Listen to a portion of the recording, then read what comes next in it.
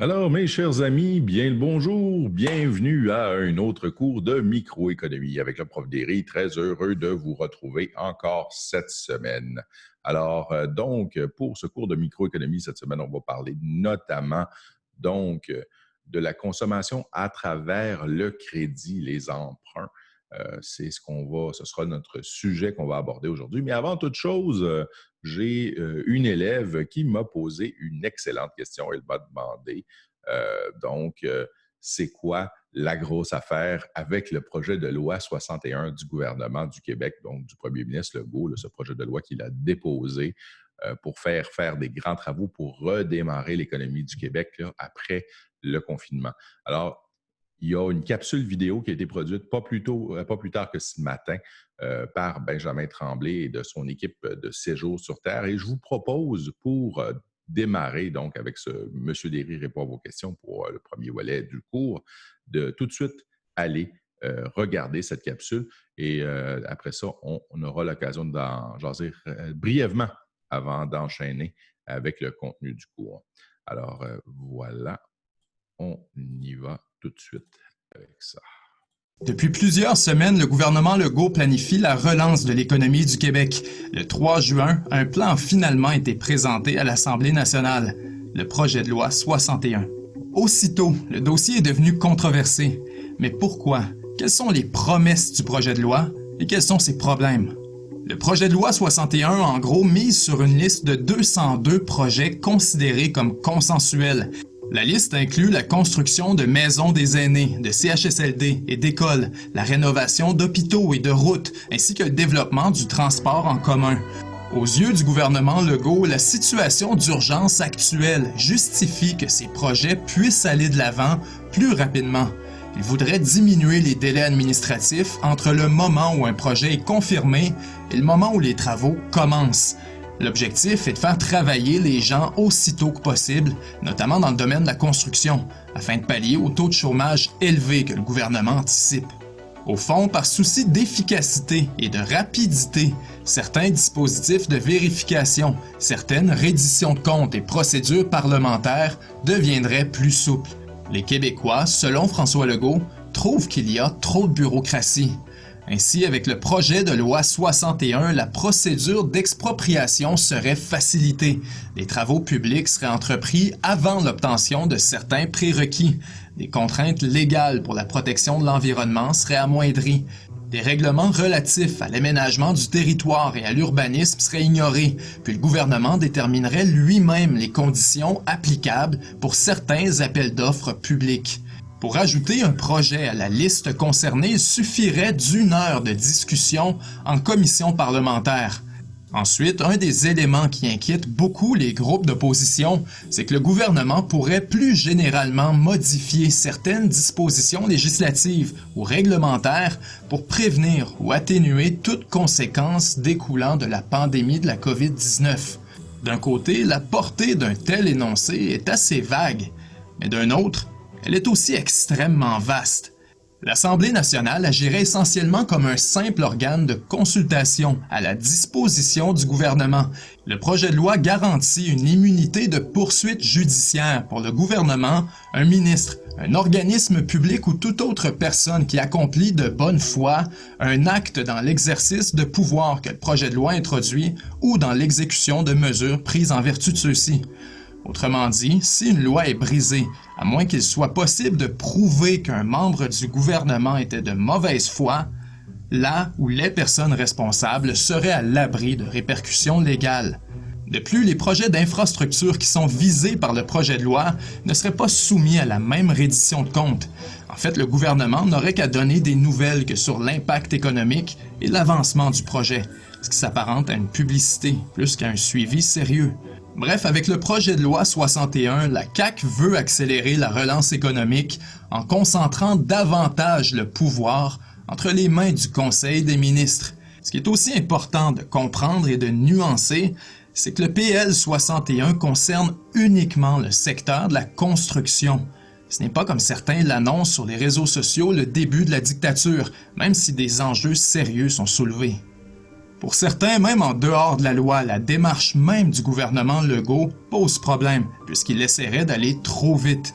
Il précipite les partis d'opposition à considérer un projet de loi omnibus. Seulement, les implications sont considérables. Le projet de loi 61 a été présenté le 3 juin à l'Assemblée nationale. La CAQ voudrait qu'il soit sanctionné le 12 juin, avant la fin de la session parlementaire. Si ce n'est pas fait à ce moment, le gouvernement a ouvert la porte à prolonger la session jusque dans l'été, puisqu'il voudrait, dans la mesure du possible, éviter d'utiliser le bâillon. Le délai est donc court, mais l'urgence d'agir semble bien comprise par l'ensemble des oppositions. Par ailleurs, le gouvernement Legault se dit accommodant et flexible sur le texte du projet de loi. Les partis d'opposition offrent certainement, jusqu'ici, leur collaboration, mais ils ont aussi des inquiétudes. Dominique Anglade, qui est désormais chef de l'opposition officielle, résume ironiquement l'affaire. Pourquoi s'embarrasser des règles quand on a juste à passer une loi pour les éviter? Le gouvernement, s'inquiète-t-elle, semble considérer les lois comme des entraves à contourner. André Fortin critique les pouvoirs qui permettraient, entre autres, d'autoriser des dépenses et de conclure des contrats sans approbation et sans limite. Marc Tanguay compare le projet de loi au régime de Maurice Duplessis. L'immunité de poursuite judiciaire pour toutes les décisions et les actions du gouvernement, surtout, lui apparaissent sans précédent. Les groupes écologistes, de leur côté, sont particulièrement sévères à l'égard du bilan environnemental du gouvernement. Et pour eux, le projet de loi 61 balaie du revers de la main le peu d'attention que recevaient déjà les enjeux environnementaux. Du côté de Québec solidaire, Manon Massé se désole que le gouvernement Legault semble opposer l'économie et l'écologie. Elle considère que le projet de loi retire non seulement des droits à l'environnement, mais aussi aux citoyens et aux parlementaires. QS voudrait aussi que le gouvernement soit davantage explicite sur les contre-pouvoirs prévus pour éviter les dérapages que pourrait créer le projet de loi. Le Parti québécois dit voir à l'horizon une deuxième commission Charbonneau. Le gouvernement, souligne-t-il, se donne le pouvoir de changer toutes les lois et règlements pour agir selon son bon vouloir. Selon le PQ, une telle situation conduirait directement à plus de collusion et de corruption. Il faudrait plutôt retirer du projet de loi ses pleins pouvoirs et limiter l'action du gouvernement dans certains domaines bien précis, selon une façon de faire clairement établie d'avance. Gardons en tête qu'il y a un nombre limité d'entreprises pouvant mener à terme des grands projets d'infrastructure et qu'elles seront extrêmement en demande partout à travers le monde. Avec des projets majeurs déjà prévus dans plusieurs villes du Québec, le gouvernement risque de ne pas être en mesure de bien surveiller tous ces chantiers. C'est d'ailleurs l'inquiétude du comité de suivi de la commission Charbonneau. Malgré tout, les partis d'opposition en appellent surtout à la prudence. Ils ne s'opposent pas en bloc à l'étude du projet de loi. Le gouvernement Legault se veut d'ailleurs rassurant. Il n'est pas question d'utiliser le bâillon. Il ne veut pas imposer le projet de loi 61 et il veut collaborer avec les partis d'opposition pour bonifier le projet de loi. Le gouvernement l'a clairement exprimé. Le projet de loi 61 n'est pas une décision du Conseil du Trésor, c'est une proposition à l'Assemblée nationale. L'intention qui motive le projet de loi 61 est certainement louable, devancer des projets consensuels afin de créer rapidement des emplois et de favoriser l'économie. C'est une façon d'accélérer la reprise de travaux par des entreprises privées qui, à cause de la COVID-19, ont été reportées ou même écartées. Malgré tout, le terrain est glissant et dangereux. La dérive autoritaire, historiquement, s'est rarement imposée d'un seul coup. Elle apparaît plutôt comme la culmination d'une succession de tentations auxquelles les politiciens et la population succombent. Une petite transgression à la fois, pour des raisons qui semblent alors tout à fait valables. Or, l'enfer est pavé de bonnes intentions. Il faut garder à l'esprit que si une telle loi était sanctionnée, cela créerait un précédent pour des futurs gouvernements qui pourraient, eux, utiliser cet instrument législatif avec d'autres intentions. En ce sens, la portée du projet de loi 61 ne se limite pas seulement au contexte immédiat. Dans plusieurs années, elle pourrait s'étendre bien au-delà de nos inquiétudes du moment. Il faut se méfier. La tentation du pouvoir illimité est réelle, surtout, et c'est là le danger, si les intentions qui motivent la manœuvre sont considérées comme nobles et louables. S'il est impossible de prédire l'avenir, Il est possible de légiférer en conséquence de ce mystère et de ne jamais fabriquer de clé passe-partout pour la machine gouvernementale, puisque cette clé figurative pourrait très bien un jour se retrouver entre les mauvaises mains. Lorsqu'un gouvernement propose un projet de loi, il s'attend à ce qu'il soit dilué au fur et à mesure qu'il franchit les étapes parlementaires. Est-ce que le gouvernement Legault, en ce sens, a visé trop haut? Est-ce qu'il aurait simplement négligé d'expliquer son initiative aux Québécois? Chose certaine, il faut suivre de près et baliser très clairement le projet de loi 61 afin d'éviter toute forme de dérive autoritaire, aujourd'hui ou dans plusieurs années. Si les députés de la CAQ étaient toujours dans l'opposition, voteraient-ils en faveur d'un tel projet de loi? La question peut se poser. C'était Benjamin Tremblay, 7 jours sur Terre. À la semaine prochaine. Alors voilà. Je vais arrêter mon petit vidéo tout de suite. Voilà. Alors, est-ce qu'il y en a parmi vous qui avaient quelque chose à dire par rapport à ça? Sinon, moi, je vous dirais, Gabriel? Mon Dieu, c'est... T'écoutes parler, Il y a du stock, hein? mais intense, hein? c'est en si peu de temps le nombre de stocks qu'il y a, puis pourtant, si tu le vois bien comme du monde, ben tu vois tout le projet 61 puis tout ça, puis la façon dont ils ont nuancé, puis qu'ils ont nuancé genre toutes C'est bien les décortiqué. facettes, ouais, du projet de loi, tu vois en fait que, tu sais, comme dans tout projet de loi, il y a des forces et des faiblesses, tu sais, mais... Il y a une intention louable derrière. Mais vas-y, je te laisse compléter. Mais aussi, c'est sûr que, tu sais, comme vous avez dit là, dans les cours, là, l'opposition, sa job, c'est de surveiller le gouvernement s'il ne fait pas de conneries. Puis, ben, je crois que dans le projet 61, ben, la loi 61, ben, je crois qu'ils ont. Je crois que, tu sais, moi, je suis d'accord un peu qu'ils soient un peu comme réticents, mais en même temps, ils sont quand même ouverts quand même à discuter, là, puis peut-être genre faire des nuances dans le projet pour donner le moins de pouvoir justement au gouvernement par rapport à la construction. Fait Mais tant que c'est je sais pas, là, mais c'est dans un domaine ciblé. Moi, regarde, premièrement, c'est pas dans tous les champs de compétences du gouvernement, c'est vraiment ciblé autour de la construction. Mais il y a des risques. Hein? Sous le gouvernement de Jean Charest, il y a eu des scandales dans le milieu de la construction épouvantables dans la première décennie des années 2000. Et tu sais, quand il y a eu la fameuse crise de 2008 à cause du Big Short, le gouvernement du Québec, lui, a investi des milliards et des milliards pour retaper des infrastructures, les ponts, les routes, les viaducs, etc. Puis, il a donné ça à des chums qui ont chargé 30 et 40 % plus cher que le prix que ça valait. Puis c'est nous, collectivement, qui en avons payé le prix. Puis c'est de l'argent qu'on n'a pas pu prendre puis réinjecter en éducation, injecter en santé, injecter dans les CHSLD pour s'occuper des vieux, mais ça a enrichi une mafia. OK? Et là, on a eu la commission Charbonneau avec la juge Charbonneau qui a fait une espèce de gros post-mortem de toute cette histoire-là et qui a donné des blâmes et qui a fait son rapport. Et on s'est dit, voici ce qu'il faudrait faire pour plus que ça se reproduise. Et là, on voit que ce que le gouvernement propose, il y a un risque que ça puisse basculer vers ça, vers ce qui s'est passé, donc ce fameux scandale qu'il y a eu de corruption et de collusion. Il y a un outil fondamental qu'on pourrait utiliser pour empêcher. Au Québec, on avait ça jusque dans les années 80. Dans le milieu des années 80, ça a été dissous. Fin des années 80, ça a été dissous. On avait au sein des différents ministères du gouvernement, on avait une expertise. On avait des ingénieurs, on avait des estimateurs. On avait donc tout le personnel pour la gestion d'un projet. Et on était capable de dire tel type de projet, ça va coûter tant. On le savait.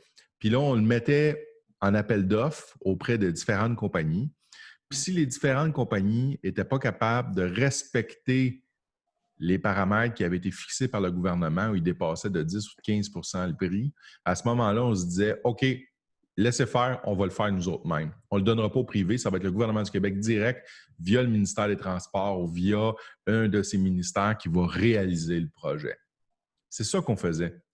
Mais ces groupes-là étaient tellement puissants, les petits groupes privés, là, les compagnies privées étaient tellement puissantes et il y avait une oreille qui était proche des politiciens parce qu'ils donnaient de l'argent et ils donnaient des faveurs, qu'ils ont réussi à pousser le gouvernement à se débarrasser de cette expertise-là.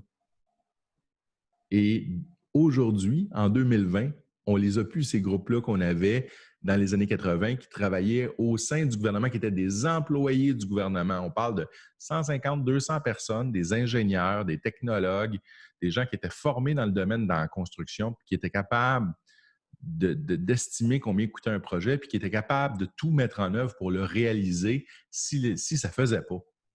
Parce que c'était trop menaçant pour le privé. Fait qu'on s'est collectivement tiré dans le pied parce que ces lobbies-là ont réussi à pousser le gouvernement à les flusher, à flusher ces groupes-là. Et moi, je te dis, la solution du gouvernement Legault, ce serait de reconstituer ces groupes-là au sein du gouvernement, de se refaire une expertise pour être capable de contrer ce privé, le privé qui voudrait, par exemple, nous arnaquer le gouvernement du Québec. Parce que quand tu arnaques le gouvernement du Québec, c'est moi et c'est toi que tu voles. Tu te voles toi-même. OK? Tout le monde un peu, là. C'est la société là, qui se fait voler. Oui, mais la société, c'est nous autres. Oui, c'est ça. Parce que c'est nous autres qu'on paye. C'est moi qui donne 40 de mon salaire, 42 de mon salaire en impôts, puis en plus, qui paye de la TPS, de la TVQ, des taxes d'assises, puis qui donne, bref, au bas mot, quand tu ajoutes tout ça ensemble, là, ça donne vraiment comme presque 65 à 70 de ce que je gagne, je le donne au gouvernement. Mon vrai pouvoir de dépenser sur ce que je gagne, sur mon salaire, c'est uniquement, donc, autour de 35 à 40 de ce que je gagne. Oui, quand même. OK? La majorité de mon salaire, c'est le gouvernement qui le ramasse. Puis là, si cet argent-là sert à engraisser des multimillionnaires puis des multimilliardaires, au lieu de servir à améliorer ma société, donner du soutien, donner des soins, instruire nos jeunes, mon argent est mal dépensé. C'est ça ma réflexion sur le sujet. Donc, oui, le projet 61, il est nécessaire, mais il faut y aller doucement. Marchons tranquillement, soyons prudents. Et donc, j'espère que les oppositions vont bien faire leur travail et que le gouvernement a dit qu'il était non seulement ouvert, mais qu'il avait retiré hier, en date d'hier, les éléments qui étaient les plus contentieux, qui étaient les plus propres à faire de la chicane parce que pourrait facilement être abusif. Puis l'autre chose, mettons une date limite à cette loi-là. OK? Parce que c'est ce qui. Benjamin Tremblay terminait sa vidéo en disant il y a un risque que ça puisse être réutilisé dans le futur. Et c'est tout à fait vrai. Alors, donc, en somme, arrangeons-nous donc pour mettre une date d'expiration sur la loi. Dire cette loi-là est valide jusqu'au 31 décembre 2023. Fini. Ouais. Après ça, là, c'est plus bon. OK? Puis la loi devient caduque.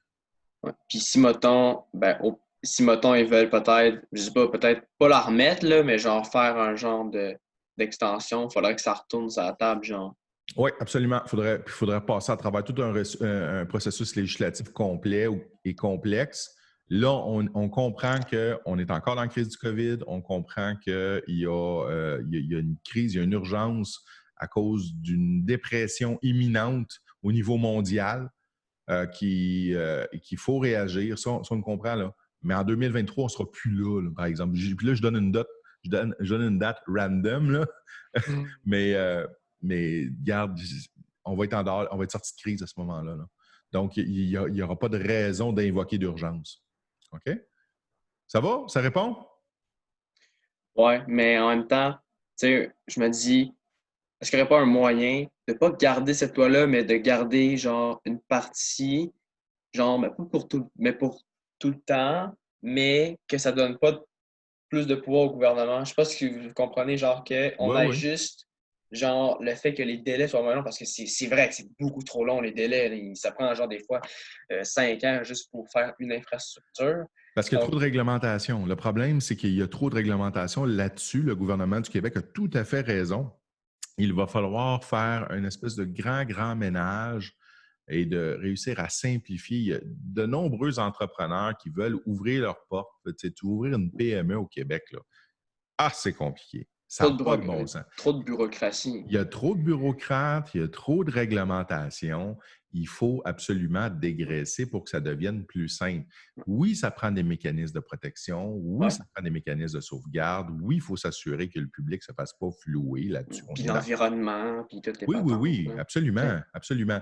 Mais en même temps, écoute, si ta rainette tigrée là, est sur le chemin pour la construction d'une autoroute, là, on prend ta petite rainette tigrée, là, on les capture, on les transplante dans une autre, puis on va les porter dans une autre swamp je sais pas moi, quelques dizaines de mètres de là, puis on passe un autre appel. Là. On ne va pas s'empêcher de réaliser des projets d'importance nationale parce qu'il y a la rainette tigrée qui risque de mourir si elle reste là. Tu comprends? Là? Il y a tout le temps... Il faut avoir un équilibre. Mm. On ne peut pas pencher juste d'un bord ou tout l'autre bord. Il faut qu'on fasse un compromis. Et là, c'est dire, oui, on veut ménager l'environnement, mais on ne va pas s'empêcher de Oui, parce s'enrichir que collectivement. OK? pour investir plus tard dans des infrastructures d'énergie Voilà. renouvelable, par exemple. Absolument. Pour transformer notre économie, pour avoir une économie qui est plus verte. Parce que Tu sais, sinon, allez, on parle de transition énergétique. C'est toutes des choses que j'ai jasé avec vous autres en c'est classe ça. quand on parlait notamment du monorail à grande vitesse. Je vous ai parlé de la nationalisation de l'eau, servir de l'eau donc pour exporter cette neige qui fond, le 3 de cette neige qui fond au printemps, qu'on pourrait vendre par exemple aux Américains et qui nous donnerait 16 milliards de revenus par année dans les caisses de l'État. Ouais. Parce qu'on donne ça à Floride. Ben, non, pas à Floride, mais à Californie, là. Ils n'ont Ben, pas d'eau là-bas. Là. ouais, même pas besoin de se rendre jusque-là. Le Midwest américain est à sec. Ils sont Ouais. déjà à sec et ça va aller en empirant dans les prochaines années, dans les prochaines décennies. Ils n'en ont pas d'eau. Et nous, ça nous sort On en a par les plein. oreilles. On la perd, elle s'en va en mer. Donc, on en capte 3 de cette neige qu'ils font. On ne puise pas là, dans notre nappe phréatique. On ne touche pas à nos lacs, on ne touche pas à nos rivières. On prend juste la neige qu'ils font. On en prend 3 on la canalise dans des aqueducs et on la vend aux Américains au mètre cube, 50 cents. Ça donne 16 milliards de dollars par année dans nos poches. Écoute, tu sais, je veux dire, à un moment donné, là, il y a moyen de moyenner. Ça n'est un projet vert, ça. T'aides les voisins, t'aides la planète, puis en même temps, tu ne fais pas de tort à qui que ce soit avec ça. Ça n'est un. Non, c'est de l'eau. Oui, puis Ça avec ça, pollue pas. ben, c'est ça. Puis on finance. Puis avec ça, on finance des nouveaux projets. On finance notre monorail à grande vitesse. Tu comprends, là? Puis là, on a C'est des. l'économie. Puis on grossit. Puis on s'enrichit ensemble. Puis on a des beaux projets. Puis on est fiers. Puis on devient fiers d'être Québécois. Puis les nouveaux arrivants qui sont ici, hein, nos immigrants qui arrivent ici, ils sont fiers de venir construire le projet avec nous. Hein? Et là, on développe quelque chose. On est capable de construire ensemble. Il faut arrêter d'être chacun tout seul dans notre coin. Il faut se mettre ensemble, rêver ensemble, construire ensemble. C'est ça le but du projet. Bon, hey, là, c'est bien. Comme la petite phrase là, sur la petite boîte à lunch de construction, c'est tout seul, on va plus vite, mais ensemble, on va plus loin. Absolument, absolument, absolument. Puis moi, c'est ce que je veux, c'est qu'on soit tous ensemble, peu importe ton origine ethnique, peu importe ton groupe linguistique, tu vois, il y a un francophone, un anglophone. Moi, je l'attends la main aux anglophones. Moi, je suis parfaitement bilingue. Regarde, on va construire ensemble. Hey, si tu veux pas, correct, reste dans ton coin. Mais garde, moi, ce que je veux, je t'attends la main, je te l'offre. Je veux qu'on bâtisse ensemble. Bon. Mais regarde, on verra pour la suite des choses. Maintenant, j'aimerais ça qu'on revienne à notre matière parce que là, on a déjà presque 25 minutes de passé.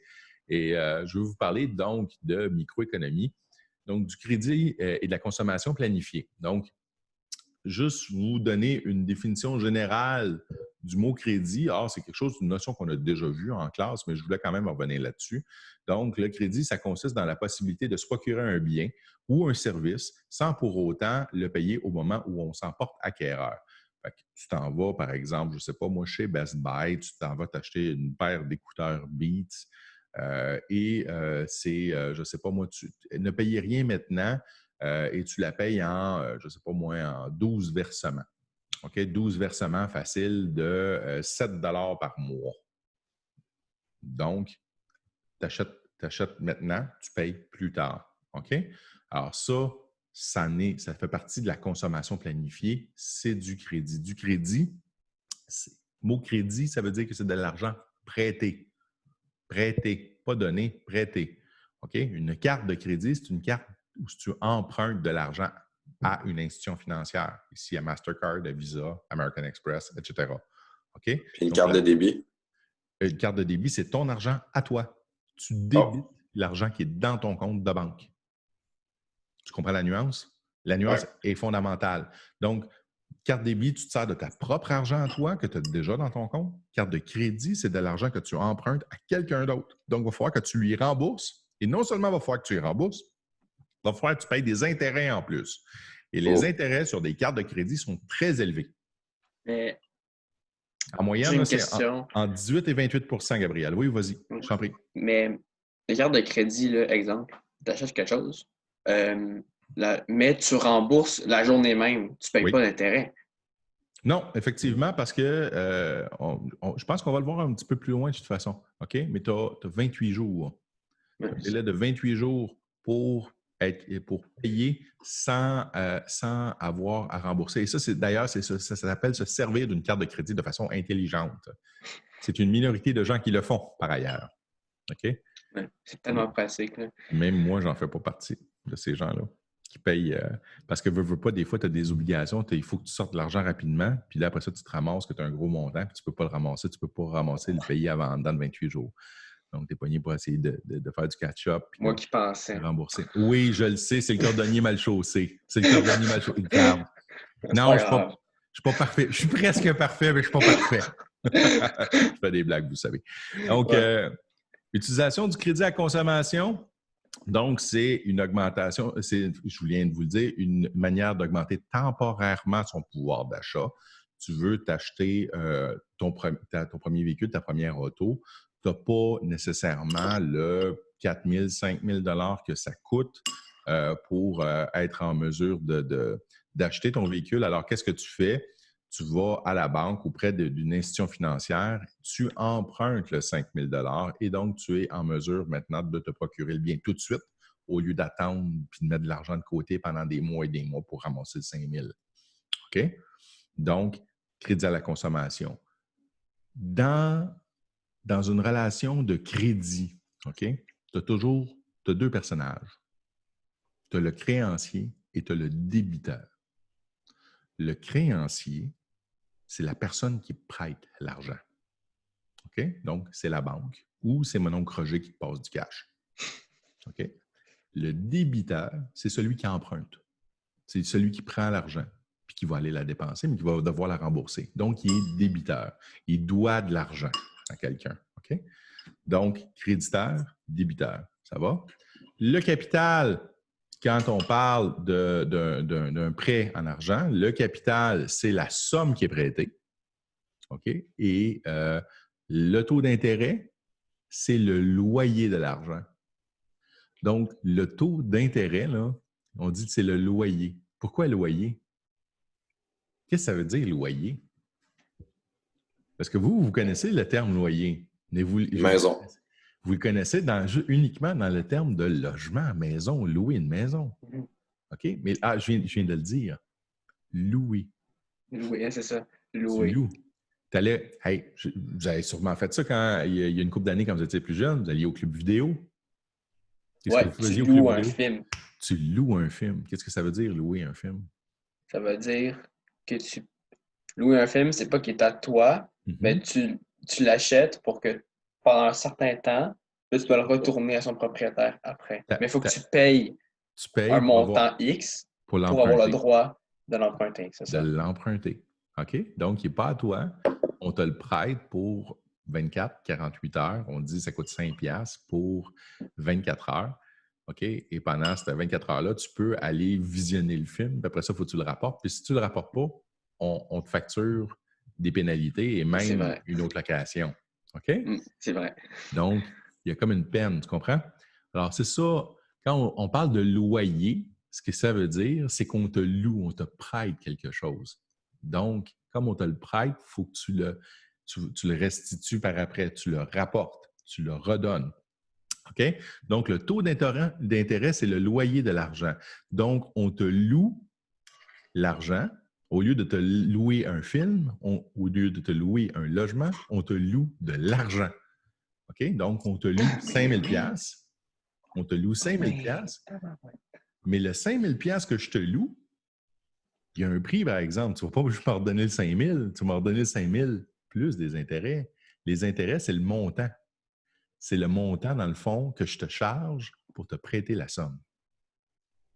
Parce que pendant que je te prête le 5 000, moi, je ne lis pas le 5 000, je ne peux pas m'en servir, je ne peux pas le dépenser. Donc, c'est normal que tu me compenses. C'est normal que tu me donnes quelque chose.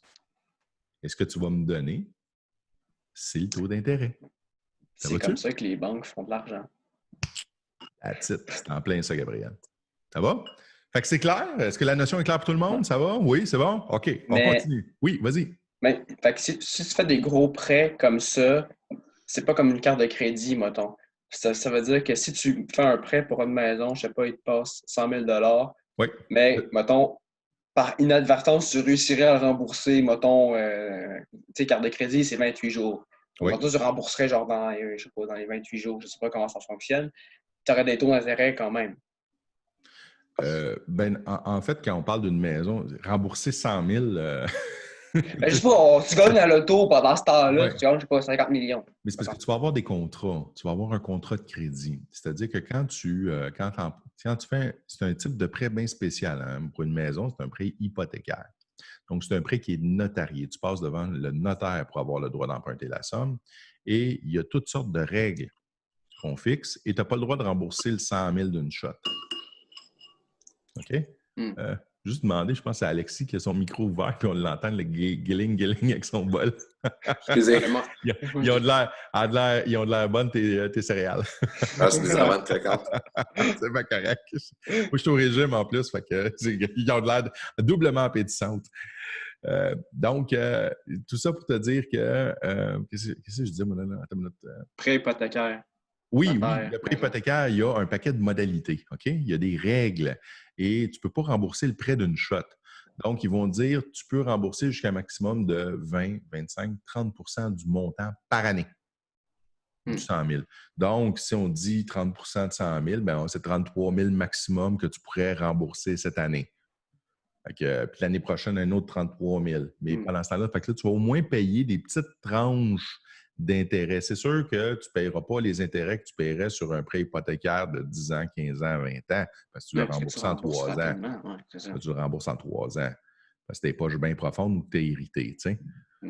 Mais voilà, c'est ça le principe du prêt hypothécaire. Mais il y a des règles particulières pour le prêt hypothécaire qu'il n'y a pas nécessairement pour les autres types de prêts. On aura l'occasion de toute façon de revenir là-dessus, je pense, dans le cadre d'un autre cours. Donc, taux d'intérêt, voilà. L'impact des variations des taux d'intérêt. OK? Donc, c'est quelque chose qu'on a vu ensemble en macroéconomie là, dans les derniers cours. Si les taux d'intérêt diminuent, qu'est-ce que ça fait? Les gens vont emprunter plus parce que ça coûte moins cher pour emprunter. Donc, ils vont plus dépenser d'argent, ils vont plus consommer. À l'inverse, si les taux d'intérêt montent, ça va faire le contraire. Donc, les gens vont moins emprunter parce que ça coûte plus cher pour emprunter. Donc, il va y avoir une diminution de la consommation. OK? Certains petits mots importants quand on parle de crédit. La solvabilité. Être solvable. Qu'est-ce que ça veut dire, être solvable?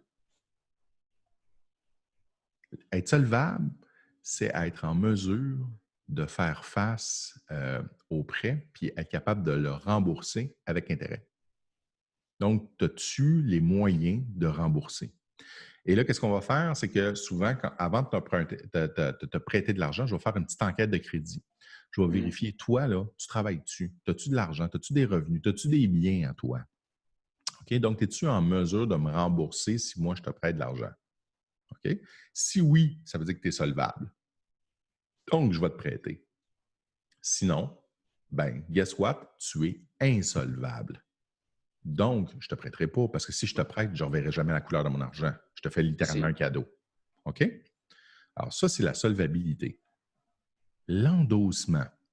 Alors, quelqu'un qui serait insolvable ou qui est solvable, mais qui n'a jamais emprunté de sa vie et son crédit n'est pas établi, le créancier, le prêteur d'argent peut dire, écoute, je vais te demander, comme les risques sont élevés, parce que moi, je ne sais pas si tu vas me rembourser, je vais te demander de te faire endosser par quelqu'un. Exemple, Okay? De te faire cautionner par ton père, par ta mère, par mon oncle, ma tante, grand-papa, grand-maman, pour le montant. OK? Ici, on parle de 5 000. Alors, ils vont t'endosser pour le 5 000. Ce que ça veut dire, c'est que dans les faits, dans le contrat, on marque qu'ils se portent caution. Endosser, c'est cautionner. Donc, ils se portent caution de la somme de 5 000 à ton nom, à toi, à Gabriel Ouellette, par exemple. Puis là, donc toi, Gabriel, dans les faits, eux autres, là, ils ne sortent pas une scène de leur poche. Hein? Tout ce que ça fait, c'est qu'ils disent, on est là, on compte, on croit que Gabriel va rembourser, puis on se porte garant du prêt. Fait que toi, tu rembourses, ça va bien, ça fait, je ne sais pas moi, 6 mois que tu rembourses. Tu as une bad luck, tu perds ta job. L'entreprise pour laquelle que tu travailles ferme. Tu perds ta job. Tu n'es plus capable de rembourser. Fait que là, tu essaies de te retrouver une autre job, mais il y a beaucoup de chômage, puis là, c'est difficile. Fait que tu n'es plus capable de rembourser le 5 000. Moi, je suis le créancier. Qu'est-ce que je vais faire?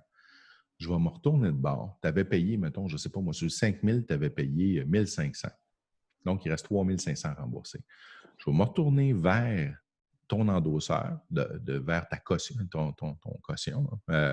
ta caution, et je vais dire, je ne sais pas moi, si ton grand-père, par exemple, je vais dire, Monsieur Ouellette, votre petit-fils que vous avez endossé a perdu son emploi, il n'est plus en mesure de me rembourser.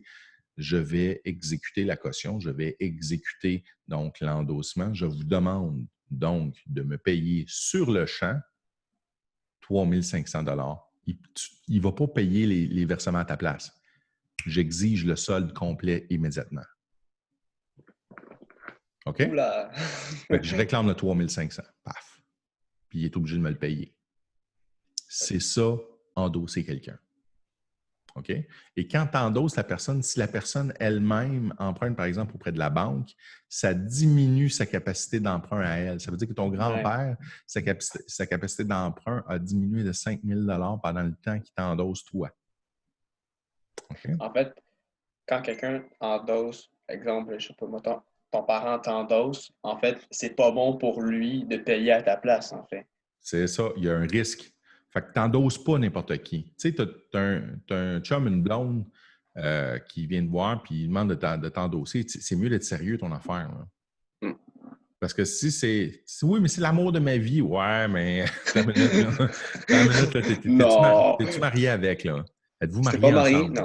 Non. C'est ton conjoint, ta conjointe. Êtes-vous marié, là? Puis même le mariage, c'est compliqué, là, avec... c'est ça. Fait que, tu sais, il faut que tu sois certain, là, tu sais. Moi, je dis, regarde, j'étais avec ma femme, ça fait 20 ans qu'on est ensemble. Pour nous autres, la question ne se pose pas, là. C'est sûr que, regarde, demain matin, elle a besoin de quelque chose. De toute façon, on met tout en commun, elle et moi.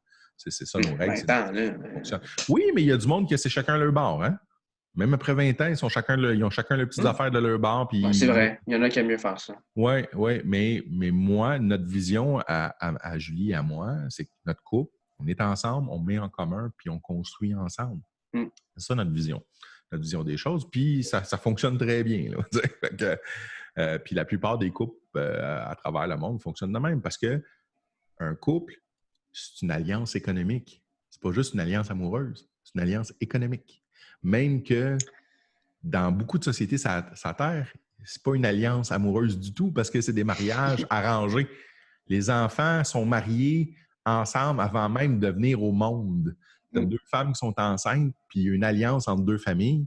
On marie ces enfants-là et c'est une alliance économique. Donc, ça va enrichir les deux familles de s'unir ensemble. OK? Et ça, c'est important de le comprendre parce que c'est quelque chose que nous, on a complètement perdu de vue en Occident à cause que ce qu'on privilégie, c'est l'union amoureuse. Oui. Il y a bien des endroits sur la planète Terre où un mariage, ce n'est pas une union amoureuse. C'est une union qui est d'abord et avant tout économique. Et c'était comme ça aussi dans le monde occidental. C'était comme ça en Europe, c'était comme ça en Amérique, jusqu'à la fin du 19e siècle. Ouais. Dans le temps des rois et des reines. Ben, puis pas juste des familles riches, des familles possédantes. OK? Donc, oui, la grande bourgeoisie, la bourgeoisie, tu sais, te demandait de faire un bon mariage. Ça ne veut pas dire marier un beau gars, une belle fille, ça, là. Faire un bon mariage, ça veut dire te marier avec une famille qui est plus riche que la tienne. Ben, souvent, une fille qui va se marier avec une famille qui est plus riche que la sienne, le gars, habituellement, il est beau, habituellement. Je sais pas, là, tu sais, quand ta famille est riche, tu as tous tes trucs d'esthétique au moins pour C'est un préjugé, pour que ta Gabriel. face soit belle, je sais pas.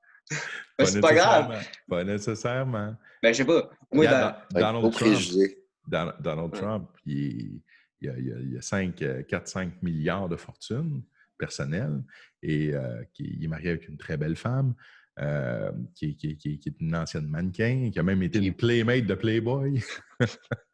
puis écoute, qui est plus jeune que lui, là, honnêtement. Puis c'est pas nécessairement un gars qui est d'une grande beauté, on s'entend. Là. Ben, Écoute, il est vieux aussi. Là. Oui. Ben, il a 70 ans passés. Ouais, ben, il a déjà été plus jeune aussi, là, quand même. Il n'a pas toujours eu cet âge-là. Là. Mais c'est un exemple pour te dire que des fois, c'est une alliance économique. Là. Moi, je suis pas mal certain que à la base, cette femme-là n'a pas nécessairement marié cet homme-là à cause de son grand charme et de sa grande beauté, mais peut-être un petit peu plus parce qu'il venait d'une famille... pour son cash! Qui avait une grande fortune immobilière. Hein? Lui, Donald Trump avait fructifié la fortune familiale, mais il y avait, avant même que lui la fasse fructifier, il y avait déjà une fortune familiale, celle de son père à Donald Trump. Qui avait un empire immobilier à Manhattan, à New York. Alors voilà. Bon, hey, on revient parce qu'on s'écarte encore une fois, mais on a du plaisir à s'écarter. Non, mais on parle d'économie. Oui. Ben oui, on est dedans. On est toujours dedans, absolument, tout à fait. Donc, on a parlé de solvabilité, on a parlé d'endossement. Les éléments qui sont étudiés quand on fait une étude de crédit pour savoir si on te prête ou si on ne te prête pas. Première chose qu'on vérifie. Tes revenus, combien tu gagnes par année? OK? Deuxièmement, la stabilité de l'emploi. Fait combien de temps tu travailles là? Est-ce que tu as eu... et ensuite de ça, est-ce que c'est un emploi permanent?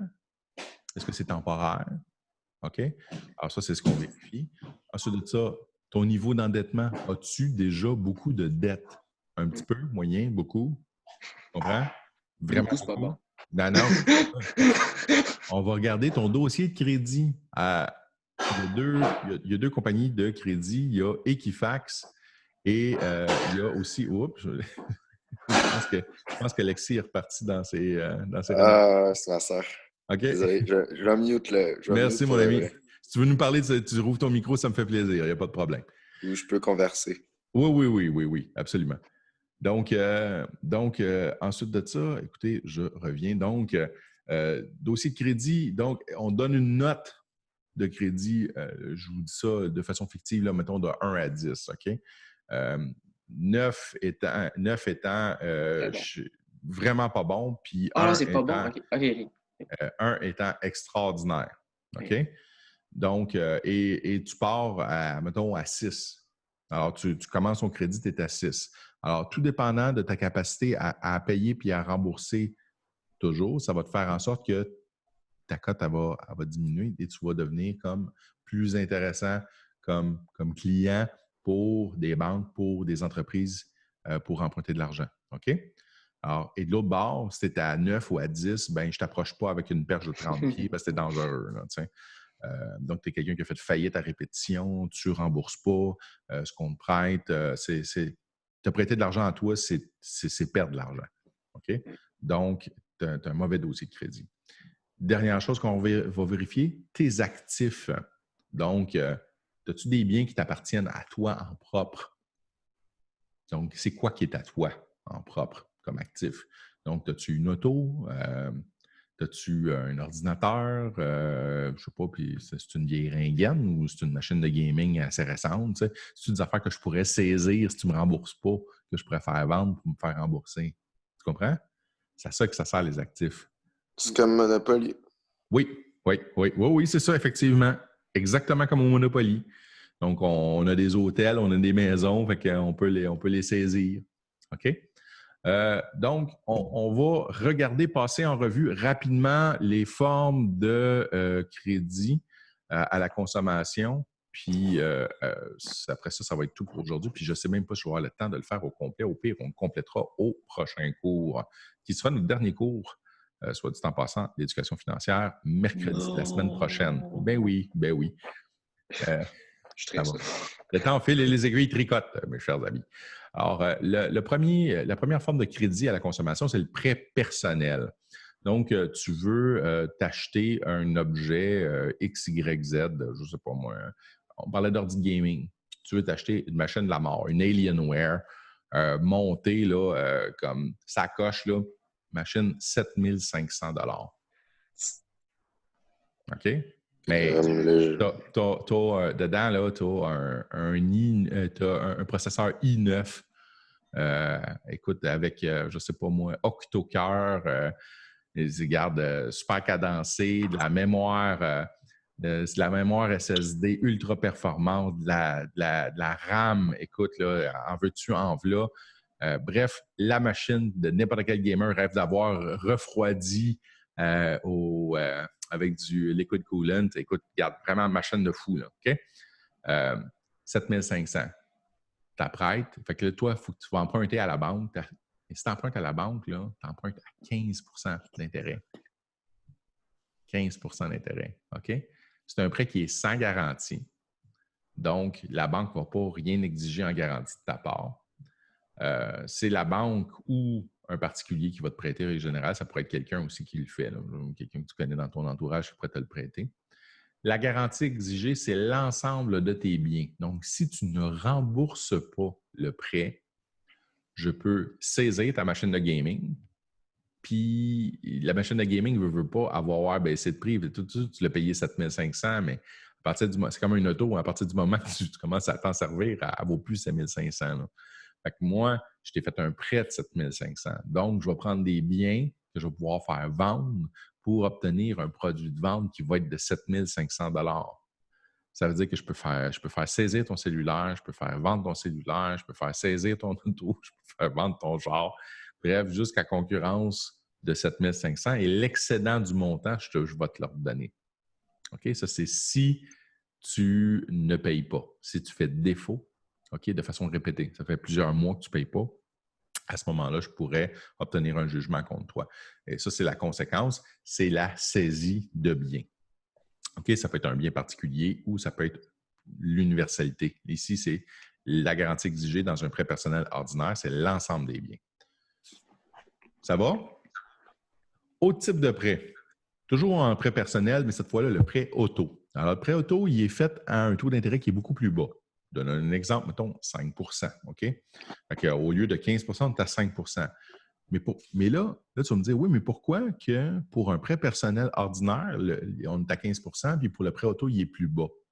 Bien, il y a deux explications. Un, c'est souvent les manufacturiers auto qui ont leur propre institution financière, qui s'arrangent pour faire des taux plus bas pour en vendre plus.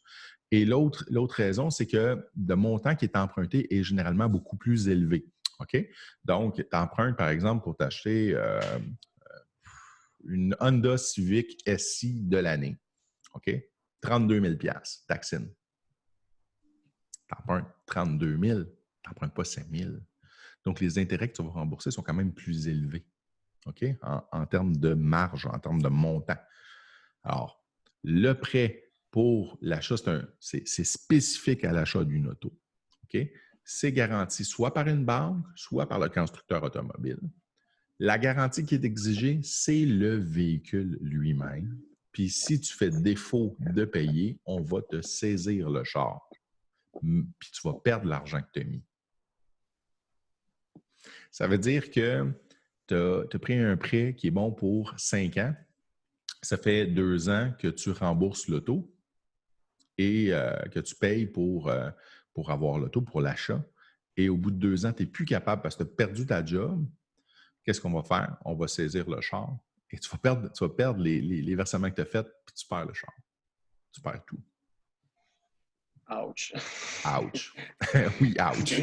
OK? Fait que arrange-toi pour être en mesure de le payer, ton char. Si tu en prends un, tu achètes un char neuf. Donc, bref. Alors voilà, ça, c'est le prêt auto. Prêt personnel ou prêt étudiant. Ici, c'est la 3e catégorie de prêt personnel. Pour un prêt étudiant, tu es aux études, tu t'en vas au cégep, mais surtout si tu t'en vas à l'université, OK? Tu peux emprunter de l'argent à la banque à chaque session de l'aide financière aux études vont te dire tu as droit à tel montant. Tu as droit à 4 000 OK? Fait que tu t'en vas, puis là, tu as le 4 000. Avec le 4 000, tu peux payer des frais de scolarité, tu peux acheter des livres, etc., etc. C'est un prêt qui est fait par l'établissement financier, mais qui est garanti par le gouvernement du Québec. C'est le gouvernement qui te garantit le prêt.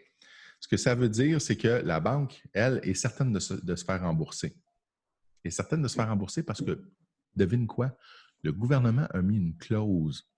Et la clause, c'est la suivante. C'est que même si tu fais faillite, tu es libéré de toutes tes dettes, mais tu n'es pas libéré de ton prêt étudiant. Il faut que tu le rembourses au complet. Pourquoi c'est comme ça? Parce que dans les années 60, 70, puis début des années 80, il y en a qui avaient des prêts étudiants, puis là, ils ramassaient là, un gros montant de dette étudiante. Là, OK? En argent d'aujourd'hui, mettons qu'ils ramassent 70 ou 80 000 de dette d'études. Hey, c'est du cash, là. 70 000 Oui, tu y penses-tu? c'est du cash. Fait que tu as 70 000 de dette d'études et là, tu vas chercher ton baccalauréat ou ta maîtrise. Puis là, tu es prêt à rentrer sur le marché du travail. Puis là, qu'est-ce que tu fais? Tu déclares faillite. Tu as ton diplôme, tu déclares faillite. Mais là, si tu déclares faillite, qu'est-ce que ça fait? Ça te libère de toutes tes dettes.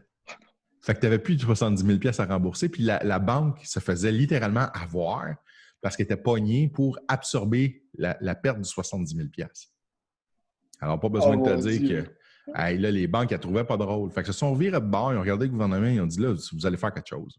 Et le gouvernement a décidé de modifier sa loi et de dire dorénavant, tu es libéré de toutes tes dettes, mais tu n'es pas libéré de ton prêt étudiant. Tu es obligé de le rembourser au complet. OK? Alors, sachez-le, on n'est pas jamais libéré de son prêt étudiant. Ça va? Non, parce que sinon, c'est ben trop... c'est pas juste, non. Arrive avec 80 000 de dette. T'arrives, ah non, je paye pas, je fais faillite. Comme ça, je profite de tous mes diplômes sans payer rien. Voilà. Fait que tu commençais ta vie, pas de dette, avec un diplôme, avec une maîtrise ou un doctorat. Mais en même temps, ces gens-là, quand ils ont fait ça, c'est quand même des gens un peu malins. Parce qu'ils savaient que s'ils ne payaient pas, il y avait tout le truc sans payer, puis ils ne payaient rien. Puis, Absolument. en plus, ils fourraient les banques. Fait que là, ils se disaient, alors, faut les banques. Pour une fois, c'est nous qui faut les banques, puis c'est pas elles qui nous font ça. Absolument. Hey, je poursuis ça. Donc, alors voilà, ça c'était pour le prêt étudiant, la marge de crédit. Donc, la marge de crédit, c'est particulier. C'est un prêt qu'on alloue automatiquement si le compte est à découvert. Donc, tu as, je ne sais pas, moi, tu avais 84$ dans ton compte. Tu as fait des petits achats à gauche, à droite, ça a baissé à 20$. Puis à un moment donné, oups, tu avais oublié qu'il y avait ton compte de cellulaire qui passait automatiquement. Et là, tu te ramasses à moins 40 dans ton compte. Oups, tu es à moins 40. Alors, qu'est-ce qui se passe? Ça va te remettre à 0, puis tu as une marge de crédit qui va absorber la différence. Et là, tu vas payer un taux d'intérêt X sur cette marge-là. Elle va absorber, dans le fond, la dette que tu n'as pas été capable de rembourser parce que tu n'avais pas le solde dans ton compte. Ça va? Alors, ça, c'est l'établissement financier, c'est ta banque qui va faire ça. Naturellement, la marge est garantie par tous les biens qui t'appartiennent en propre et si tu n'es pas en mesure de rembourser ta marge, ben, on va te saisir tes biens par un huissier. On va les prendre. On va faire une vente en justice. On désenchère. Et avec l'argent du produit de la vente, on va se payer. C'est ça qu'on va faire. Alors, ça, c'est la marge. Vente à tempérament. Tu as quelque chose que tu voulais de me demander? La marge de crédit, ça fonctionne-tu pour la même chose avec le gouvernement, par exemple? Parce que vous avez parlé de marge de crédit personnel, mais quand le gouvernement emprunte, il y a une marge de crédit lui aussi, j'imagine. Oui, mais non. Quand il dépense. Ben, c'est pas une marge. C'est pas une marge. Mais ça fonctionne. C'est des mécanismes différents. C'est des mécanismes différents, puis on est dans un contexte macroéconomique dans ce temps-là. On n'est pas en microéconomie comme là, ce qu'on est là. OK. Fait que c'est un mécanisme qui est différent. La vente à tempérament, acheter maintenant, payer plus tard ou par versement. Tu sais, comme chez Léon, là, ne payer rien avant 2022. Là. OK? Ouais, Léon. Donc, l'acheteur devient propriétaire uniquement quand tu as fini de payer le dernier versement. Tu achètes un matelas, tu achètes un set de salon, un set de cuisine, un set de chambre, tu en achètes pour 20 000 $. Le stock va t'appartenir uniquement la journée où tu vas payer la dernière scène qui est due à Léon. Pas avant. Avant ça, là, le stock, il ne t'appartient pas à toi. Tu l'utilises, mais il n'est pas à toi. Il faut que tu complètes le paiement pour qu'il t'appartienne. Ça va? Donc, le lieu d'emprunt, ben, c'est le commerçant ou encore une banque qui peut le faire dans certains cas. La garantie exigée, c'est le bien que tu achètes. Donc, si tu n'es pas en mesure de rencontrer tes obligations, on va saisir le bien, même s'il y a eu des versements, puis on va se payer avec. OK? Fait qu'on va reprendre un set de chambre, on va reprendre un set de cuisine, on va reprendre un set de salon, puis tu vas coucher sur des boîtes en carton. Et tu perds tout. OK? Donc, tu as tout intérêt à ce moment-là à faire les paiements. Fait que c'est avantageux, puis ça ne l'est pas en même temps. C'est avantageux si tu as l'argent pour le rembourser. C'est toujours ça. Crédit variable. Crédit variable, c'est les cartes de crédit. OK? Donc, la somme et la durée du prêt sont variables en fonction de à quelle vitesse toi tu rembourses. Il y a le fameux délai de 28 jours que je vous expliquais tantôt là, en début de cours. Il faut absolument, donc, si tu rembourses à l'intérieur de ce délai, tu n'as aucun intérêt à rembourser. Mais si tu dépasses ça, automatiquement, tu tombes à souvent 28-30 % d'intérêt. Là. C'est très élevé le taux d'intérêt sur une carte de crédit. Ça va très, très vite. Il y a des cartes de crédit spécifiques qui ont un taux d'intérêt qui est plus bas et il y a des cartes de crédit étudiantes aussi. Donc, à partir de 18 ans, tu peux faire une demande pour une carte de crédit étudiante avec une petite limite. Fait que tu t'arranges avec 300 ou 500 $ de limite. Donc, tu ne peux pas dépenser plus que 500 sur cette carte-là. Et ça te permet d'établir ton crédit. Et généralement, le taux d'intérêt est beaucoup plus bas. On parle de 9, 9,5, 10 % d'intérêt au lieu de 30 %. OK? Donc, ça peut être avantageux pour faire son crédit. Fait que tu peux mettre là-dessus ton cellulaire, par exemple. OK? Tu mets ton compte de cellulaire à chaque mois, il se prend là-dedans. Et ce que ça fait, c'est que ça rouvre un dossier de crédit à ton nom et ça te permet d'établir ton crédit et de faire baisser ta cote de crédit. En fait, de faire augmenter ta cote de crédit, c'est-à-dire que tu vas te ramasser avec une meilleure note. Donc, après, quand tu vas vouloir emprunter pour des plus grosses choses, ça va être plus facile parce que ton crédit va être établi. Attention, ne multipliez pas les cartes de crédit. Une personne ne devrait jamais avoir plus qu'une seule carte. Ça ne sert à rien d'en avoir 12. OK? Parce qu'à ce moment-là, ça devient compliqué à gérer.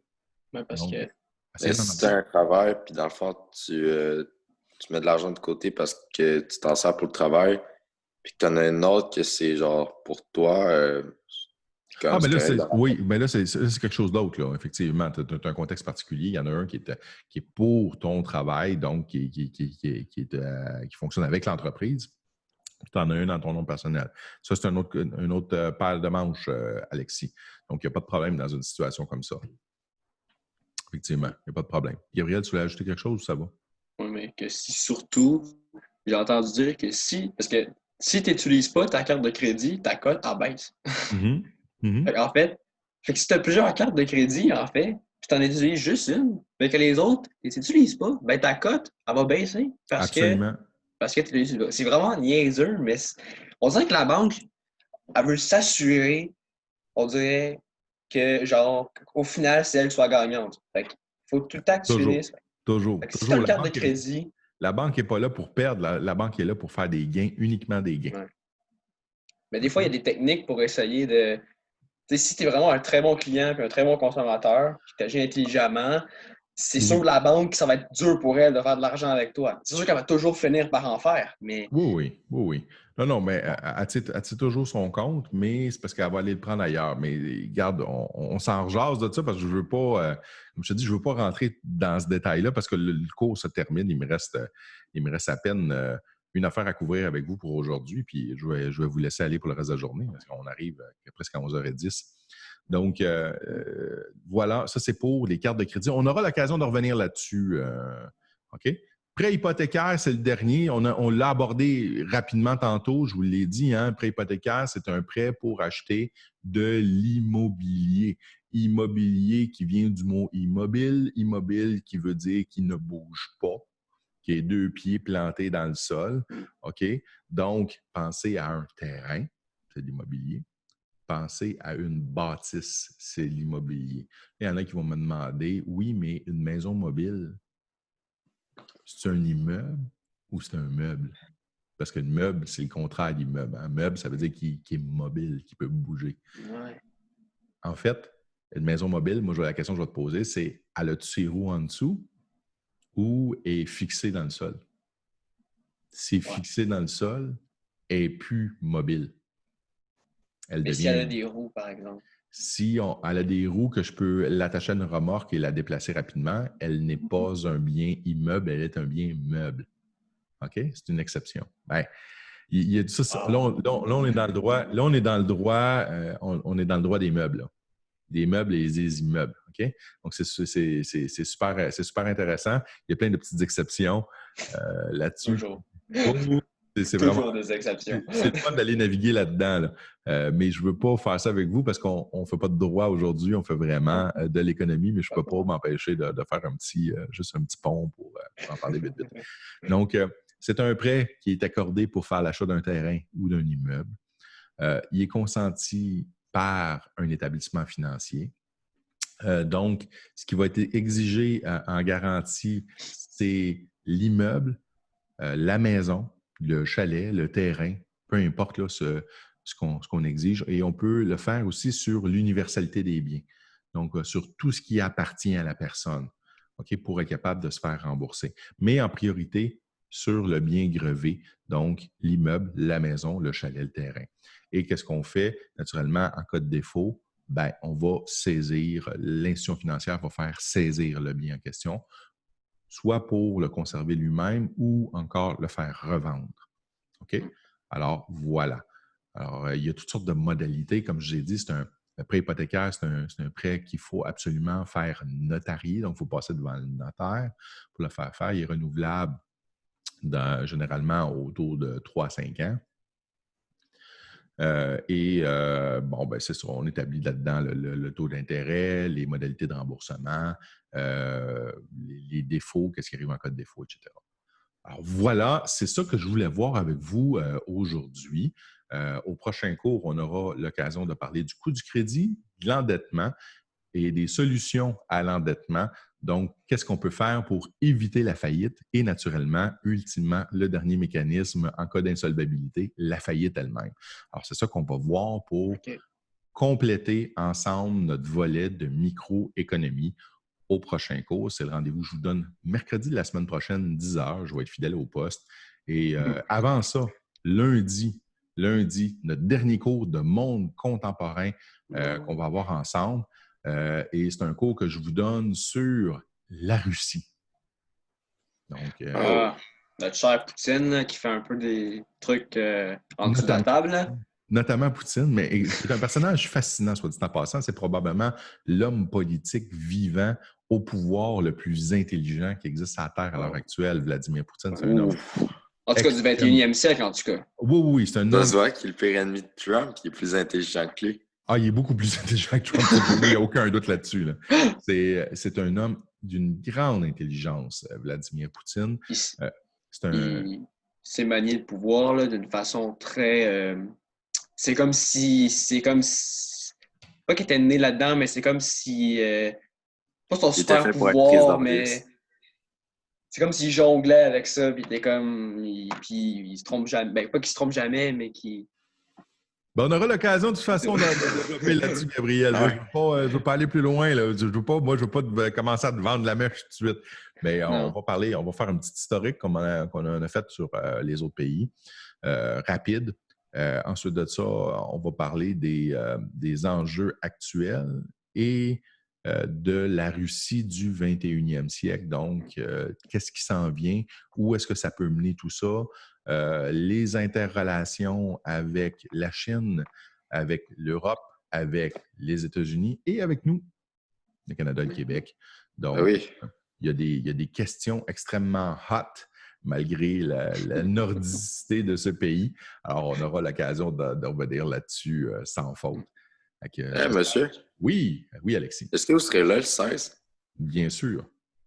Bien Et- sûr. Bien sûr. Ça, avec grand plaisir. J'espère que toi aussi, tu vas y être. Ah, je vais y être. Avec plaisir. OK, ben écoutez, moi, là-dessus, je vous laisse. Je vous souhaite une excellente journée. Merci d'avoir été là encore cette semaine. Puis, donc, lundi 10h, Monde contemporain, la Russie, soyez-y. Au plaisir. Bonne fin de journée.